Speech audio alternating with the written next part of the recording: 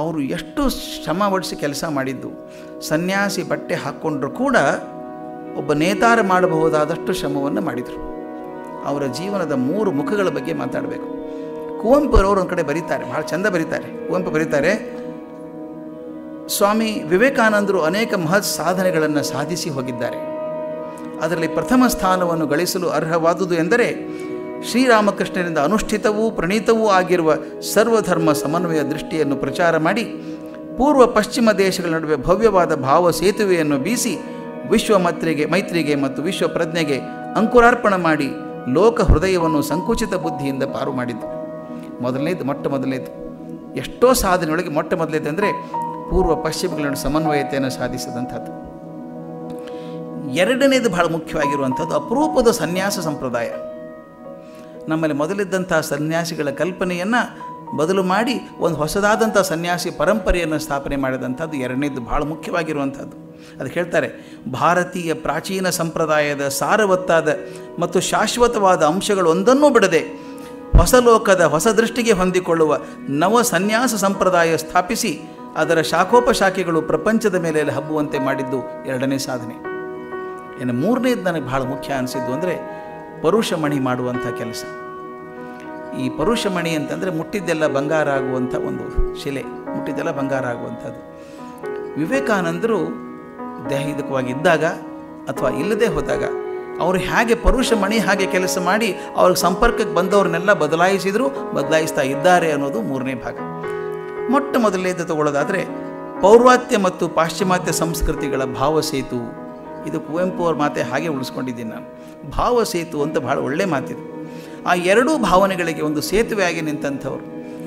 ಯಾವುದನ್ನು ನಿರಾಕರಣೆ ಮಾಡದೆ ಓಹೋ ಭಾರತೀಯ ಸರಿ ಇಲ್ಲ ಅಂತ ಆಗೋದಾಗಲಿ, ಪಾಶ್ಚಾತ್ಯ ಚೆನ್ನಾಗಿಲ್ಲ ಅಂತ ನಿರಾಕರಣೆ, ಇದು ಭಾಳ ದೊಡ್ಡ ಗುಣ ನಾನು ನೋಡಿದ್ದು.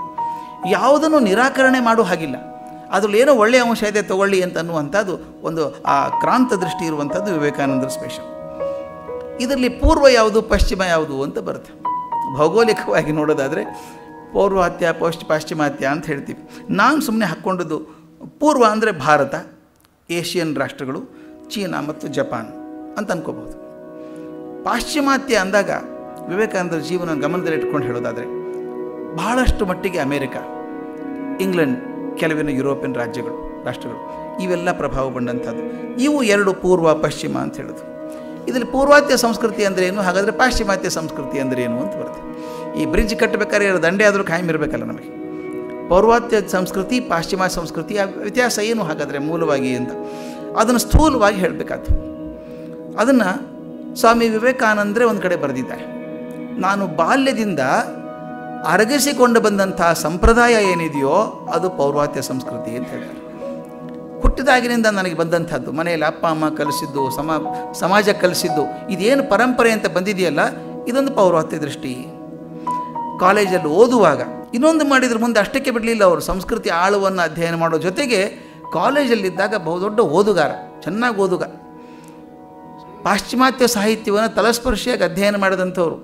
ಅವರ ಜೊತೆಗೆ ಸಹಪಾಠಿಯಾಗಿದ್ದಂಥವ್ರು ಡಾಕ್ಟರ್ ಬ್ರಜೇಂದ್ರನಾಥ್ ಸೀಲ್, ಬಹಳ ದೊಡ್ಡವರು. ಬ್ರಜೇಂದ್ರನಾಥ್ ಸೀಲ್ ಮಹಾದೃಷ್ಟಾರ್.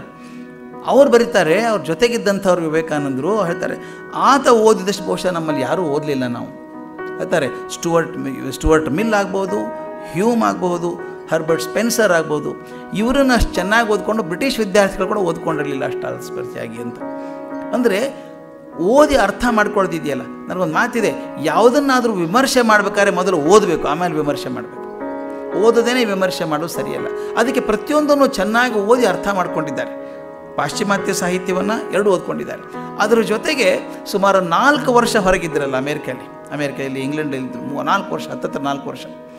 ಆ 4 ವರ್ಷ ಇದ್ದಾಗ ಅವರ ದೃಷ್ಟಿ ಹೇಗಿತ್ತು ಅಂದರೆ ಏನಾದರೂ ಕಣ್ಣಿ ಬಿದ್ದರೆ ಪಟ್ಟಂತ ಹಿಡ್ಕೊಂಡ್ಬಿಡ್ಬೇಕು. ಅದನ್ನು ಹಿಡ್ಕೊಂಡು ಅದು ಬರೀ ಇಟ್ಕೊಳ್ಳೋದಷ್ಟೇ ಅಲ್ಲ, ಅದನ್ನು ನಮ್ಮ ದೇಶಕ್ಕೆ ಹೇಗೆ ಅನುನಯ ಮಾಡಬೇಕು ಅಂತ ವಿಚಾರ ಮಾಡುವಂಥದ್ದು. ಸತತವಾಗಿ ತುಲನಾತ್ಮಕವಾಗಿ ನೋಡ್ತಾ ಬಂದರು. ಹೀಗೆ ವಾಪಸ್ ಬಂದಾಗ 4 ವರ್ಷಗಳ ನಂತರ ಬಂದಾಗ he was himself a combination of east and west. ನಮ್ಗೆ ಗೊತ್ತಿಲ್ಲದ ಹಾಗೆ ಪಾಶ್ಚಿಮಾತ್ಯ ಪೌರ್ವಾತ್ಯ ಸಂಸ್ಕೃತಿಗಳ ಸಂಗಮ ಆದಾಗ ಆಗಿದ್ದರು ಅವರು. ಅಲ್ಲಿ ನೋಡೋಕೆ ಅವಕಾಶ ಆಯಿತು ಅವ್ರಿಗೆ ಏನಾಗಿದೆ ಅಂತ ಹೇಳಿ. ಬಂದ ಮೇಲೆ ಪ್ರವಾಸ ಮುಗಿಸ್ಕೊಂಡು ಬಂದ ಮೇಲೆ ಹೇಳ್ತಾರೆ, ನನಗೀಗ ಅರ್ಥ ಆಗಿದೆ, ಪೌರ್ವಾತ್ಯ ದೃಷ್ಟಿ ಯಾವಾಗಲೂ ಅಂತರ್ದೃಷ್ಟಿ. ಎಷ್ಟು ಸುಲಭವಾಗಿ ಹೇಳ್ತಾರೆ. ನಮ್ಮ ಪೌರ್ವಾತ್ಯ ದೇಶಗಳ ದೃಷ್ಟಿ ಅಂದರೆ ಅಂತರ್ದೃಷ್ಟಿ, ಒಳಗಡೆ ನೋಡ್ಕೊಳ್ಳುವಂಥದ್ದು ಹೆಚ್ಚು. ಅದನ್ನು ಸುಲಭವಾಗಿ ಹೇಳೋದಾದರೆ ಆತ್ಮಕಲ್ಪನೆ ನಮ್ಮ ಭಾರತೀಯ ಕಲ್ಪನೆ, ಪೌರ್ವಾತ್ಯ ಕಲ್ಪನೆ ಅದು. ತತ್ವಚಿಂತನೆ ಆಗಬಹುದು, ಧ್ಯಾನ, ಜಪ, ತಪ, ಮೌನ, ಇವೆಲ್ಲ ನಮ್ಮ ಸಾಧನೆಗಳು. ಒಳಗೆ ನೋಡ್ಕೊಳ್ಳುವಂಥದ್ದು, ಅಂತರ್ಮುಖಿಯಾಗುವಂಥದ್ದು ಪೌರ್ವಾತ್ಯ ಸಂಸ್ಕೃತಿ. ಆದರೆ ಬಹಿರ್ಮುಖತೆ, ಬಹಿರ್ದೃಷ್ಟಿ ಪಾಶ್ಚಿಮಾತ್ಯ ದೃಷ್ಟಿ ಅಂತ. ಅಲ್ಲಿ ಏನು ಬರ್ತದೆ ಅಂದರೆ ಪರಿಸರ, ಎನ್ವೈರ್ಮೆಂಟ್ ಚೆನ್ನಾಗಿರಬೇಕು, ಬಿಹೇವಿಯರ್, ನಡವಳಿಕೆ ಚೆನ್ನಾಗಿರಬೇಕು, ಸಾಮಾಜಿಕ ಜೀವನ ಚೆನ್ನಾಗಿರಬೇಕು. ಚೆನ್ನಾಗಿರ್ಬೇಕಾದ್ರೆ ಪರಿಕರಗಳು ಇರಬೇಕಾಗ್ತದೆ, ಇಕ್ವಿಪ್ಮೆಂಟ್ಸ್ ಬೇಕು, ಟೂಲ್ಸ್ ಬೇಕು, ಅದೆಲ್ಲ ಬೇಕು. ಅದಕ್ಕೋಸ್ಕರ ದೇಹ ಭೋಗಕ್ಕೆ ಬೇಕಾಗ್ತಾವೆಲ್ಲನೂ, ದೇಹ ಭೋಗ ಬೇಕು. ಅದಕ್ಕೋಸ್ಕರ ವಿಜ್ಞಾನದ ಆವಿಷ್ಕಾರಗಳು ಬೇಕು. ಅಂದರೆ ನನ್ನ ಸುಖ ಹೊರಗಡೆ ಇದೆ ಅಂತ ಹೇಳುವಂಥದ್ದು, ನನ್ನ ಸುಖವಾಗಿಡೋದಕ್ಕೆ ಬೇಕಾದಷ್ಟು ವಸ್ತುಗಳು ಬೇಕು ಅಂತ. ದೇಹ ಭೋಗವನ್ನು ಅವರು ಹೇಳಿದರೆ ಅಂತರ್ಮುಖಿಯಾಗಿ ಒಳಗಿನ ಮಟ್ಟವನ್ನು ಹೆಚ್ಚಿಗೆ ಮಾಡಿಕೊಳ್ಳುವಂಥದ್ದು ಭಾರತದ ಸಂಸ್ಕೃತಿ ಅಂತ ಹೇಳ್ತಾರೆ. ಇವೆರಡರ ಸಮನ್ವಯತೆಯನ್ನು ಅವ್ರ ಸಾಧ್ಯವಾದ ಮುಖ್ಯ ಕಾರಣ ಯಾಕಾಯಿತು, ವಿವೇಕಾನಂದರಿಗೆ ಮಾತ್ರ ಹೀಗಾಗೋಕ್ಕೆ ಸಾಧ್ಯ ಯಾಕಾಯಿತು ಅಂದರೆ 2 ಗುಣಗಳನ್ನು ರೋಲಾ ಹೇಳ್ತಾರೆ. 2 ಗುಣಗಳ ವಿವೇಕಾನಂದರು ಇದ್ದದ್ರಿಂದ ಈ ಸಮನ್ವಯತೆ ಸಾಧ್ಯ ಆಯಿತು ಅಂತ. ಮೊಟ್ಟ ಮೊದಲನೇದು ಅವರ ಹೃದಯ ವೈಶಾಲ್ಯತೆ. ಇದು ಬಹಳ ಮುಖ್ಯವಾಗಿ ತಿಳ್ಕೋಬೇಕಾದದ್ದು. ಹೃದಯ ವೈಶಾಲ್ಯತೆ ಇಲ್ಲದೆ ಯಾವುದನ್ನು ಅರ್ಥ ಮಾಡ್ಕೊಳ್ಳೋಕ್ಕಾಗೋದಿಲ್ಲ. ನಾವು ಪೂರ್ವಾಗ್ರಹ ಇಟ್ಕೊಂಡು ನಮ್ಮದೇ ಸರಿ ಅಂತ ಹೋದಾಗ ಇನ್ನೊಂದನ್ನು ನೋಡೋದಿಲ್ಲ, ನಿರಾಕರಣೆ ಮಾಡಿಬಿಡ್ತೀವಿ. ವಿಶಾಲ ಹೃದಯ ಒಂದು, ತೀಕ್ಷ್ಣ ಬುದ್ಧಿ ಒಂದು, ಎರಡೂ ಇತ್ತು. ಹೇಳಿದ್ದನ್ನು ತಕ್ಷಣ ತಿಳ್ಕೊಳ್ಳುವಂಥದ್ದು, ಅದನ್ನು ಒಪ್ಪಿಕೊಳ್ಳುವಂಥದ್ದು, ಯಾವುದನ್ನು ಅದರಲ್ಲಿ ಒಳ್ಳೆಯದಾಗಿರೋದನ್ನು ಮಾತ್ರ ಒಪ್ಪಿಕೊಳ್ಳುವಂಥದ್ದು ಅವ್ರ ಸ್ವಭಾವ ಆಗಿತ್ತು.